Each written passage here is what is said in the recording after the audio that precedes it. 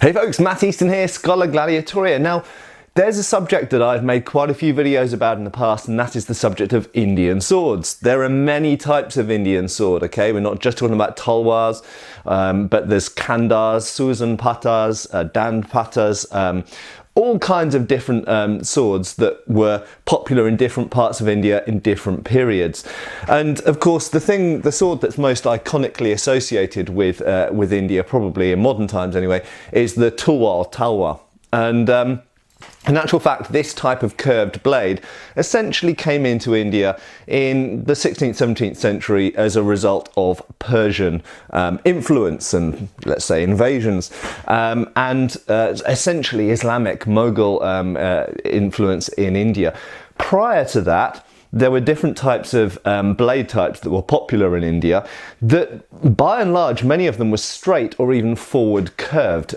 So if we look at the original form of the khanda, for example, this is more or less the indigenous, shall we say, Indian sword. So Indian swords up until about the 16th century were predominantly straight, not curved.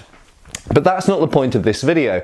The point of this video is that I've become aware, and I didn't know this before I made a YouTube channel, that there is a certain way in which history is being taught in modern India, which runs contrary to something I strongly believe in, and that's truth. Okay, now I fully understand that India, unfortunately for India, was under colonial government, under British rule, for a long period of time, for a couple of hundred years. And that's history, that's past, that happened, okay?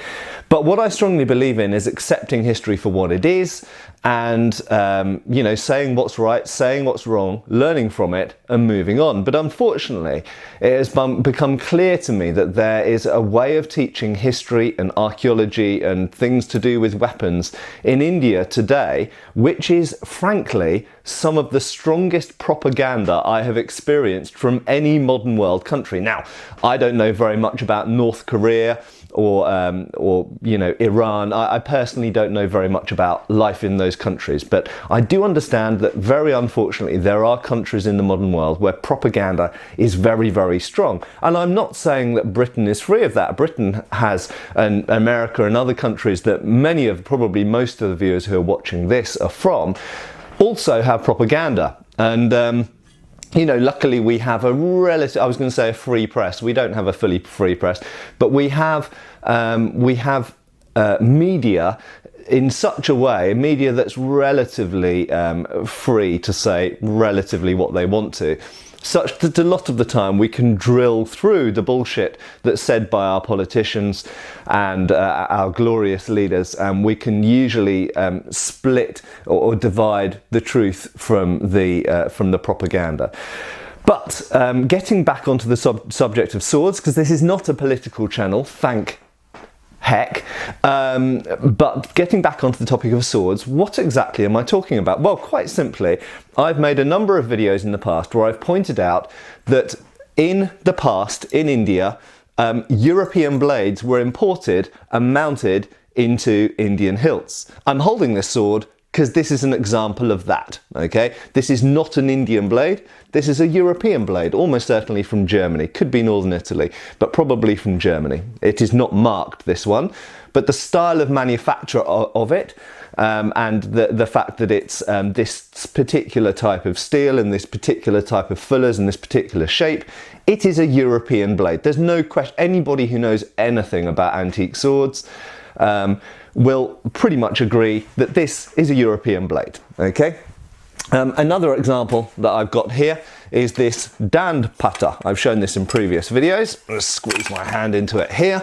This is an antique Indian sword, very clearly. That's not European, is it? That's Indian. But this is a European broadsword blade, and it has the remnants of European maker's marks in the fullers.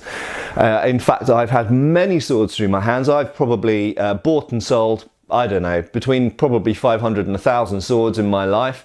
And I've had many, many Indian swords through my hands. And of course, I've viewed many in museums and collections and other people's collections and at Arms and Armour, antique fairs and this kind of stuff. And it is not uncommon at all to find Indian swords, let's call it an Indian sword, even if the blade was from Europe. In its present form, it's essentially an Indian sword. It's a Danpata of a Maratha design, probably from around 1800, thereabouts, maybe early 1800s. And with a European blade mounted on an Indian hilt. Now, that is not to say that Indian blades are somehow worse or inferior, or that all Indian swords featured European blades. No, that's not what I'm saying. But lots of Indian people who find my videos on YouTube get outraged. Indian swords are the best, and we would never use European blades, and how dare you, you colonialist dog, and all of this kind of stuff. This is because, as far as I can tell, people in India in the last, well, since the 1940s, seem to have been brainwashed against the idea that India had anything good or any influence, any positive influence from outside India before 1947-48, okay? And this is complete bullshit. The fact is that India, even before it was part of the British Empire, India was trading all over the world. We have records of Indian merchants in medieval Europe. We know that steel from India was being used in Viking-era swords, in the Ulfbert swords. We know that India itself imported things from Europe and from other parts of the world, China and Japan and elsewhere. India was part of the world. It's a country like any other. Well, it's a land. It wasn't really a country as such, but in India is an area that had trade going out of it and coming into it, and part of that was sword blades. Now, it is an undeniable fact. The records which predate the British Empire, the records categorically show that Indian rulers, for example, Lucknow, the rulers of Lucknow were importing German sword blades. We know from records that in the 17th and 18th centuries, there were thousands of German sword blades in Indian arsenals and collections of weapons held by the rulers. There's no question of that. That's not to say that all their swords were foreign. Of course, most swords in India were completely Indian made, and Indian swords are excellent.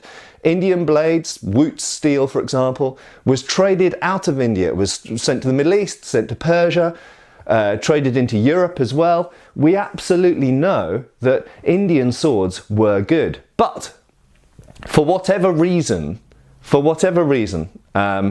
with no attachment of good or bad or politics involved, India did import European blades, and there's absolutely no question about that.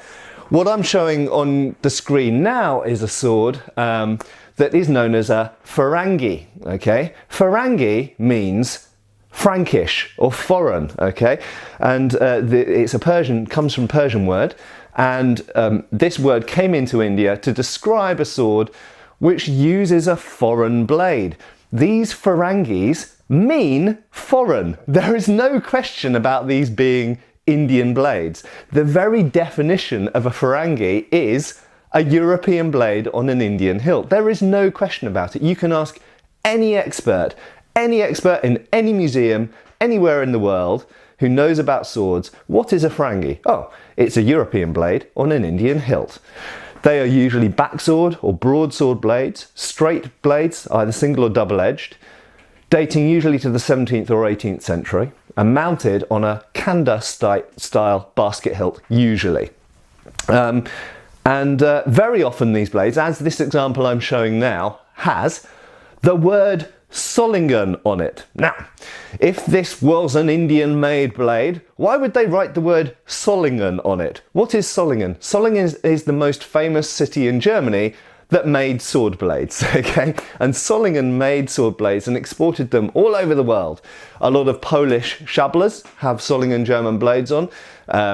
As we see, these Indian Farangis, and sometimes these Danpatas, and sometimes these types of sword that we're a bit confused about what to call them, but it's probably another type of Farangi, but with the saber blade on. these often have German maker's marks on. And in fact, some of them even have ecclesiastical, that is church, Christian cross symbols on the blade. We also see many Indian swords with Northern Italian, Genoan and Venetian maker's marks on as well. Sometimes known makers. Sometimes we see an Andrea Ferrara blade mounted to an Indian hilt. And this went on. In the 19th century, there were indeed British sabre blades, the 1796 light cavalry sabre. You can find tulwars, which is this type of sword. This is a completely Indian, it's an Indian blade on an Indian hilt tulwar, but you can find tulwars which have British 1796 light cavalry blades mounted on a tulwar hilt. How do we know they're British? Well, first of all, you can see that it's a 1796 light cavalry blade. They're all the same shape and size and weight, but they have the maker's name on. For example, Gill or Osborne, and so we know that these are British-made, Birmingham or London-made blades, and sometimes Runkle as well. So there is, first of all, there is no question, no doubt by anyone who knows anything about antique swords that India did import huge numbers of European sword blades into India and mounted them on local style hilts like this, or tulwar hilts or whatever. That's the first thing. The second thing is there's no judgment of quality or superiority involved in that. It's not saying European sword blades were superior or Europeans are better people. Nobody is saying that. Don't get insecure, don't fall off your chair and start wailing at me. That is not what's being said. It's just a statement of fact. India imported European blades and made some of the best sword blades in the world and exported some of the best steel in the world. Okay, there's no negative connotation to the fact that India imported German and European sword blades.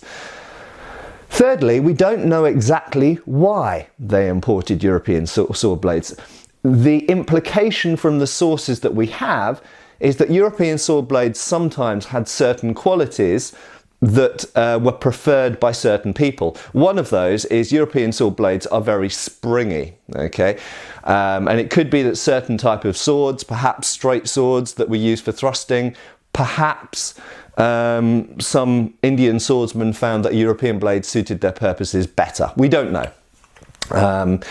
Rapier blades can even be found. If you look in Lucknow, specifically in Lucknow, there is something known as the Lucknow rapier, okay? And these feature usually Italian, sometimes German, sometimes Spanish, rapier blades mounted on Indian hilts. So to think that Indians only used curved tulwars and things like this, or chopping swords, incorrect. They also used thrusting swords, even rapiers. So there we go. There's no question that India definitely imported European sword blades. It's easy to find. Just Google it, go to a museum, ask any expert in the world you like. Could be an Indian expert, could be a British expert, could be an American expert. It doesn't matter. They'll all tell you exactly the same thing. Many of these sword blades have Solingen or some other kind of very identifying European mark on the blade, but there's no judgment of quality. So please don't get stupidly patriotic. I'm not going to tell you not to be patriotic, but don't ignore reason and ignore facts and ignore common sense. India was part of a trading network with the whole rest of the world for centuries and centuries, okay? And it's absolutely no negative connotations or implications to that whatsoever. You can find European swords in India and you can find Indian swords elsewhere. Thank you very much for watching, and I really hope that I'm not going to have to make this video yet again to say exactly the same thing. Thanks, folks. Thanks for watching. Please subscribe. We have extra videos on Patreon and you can follow us on Facebook.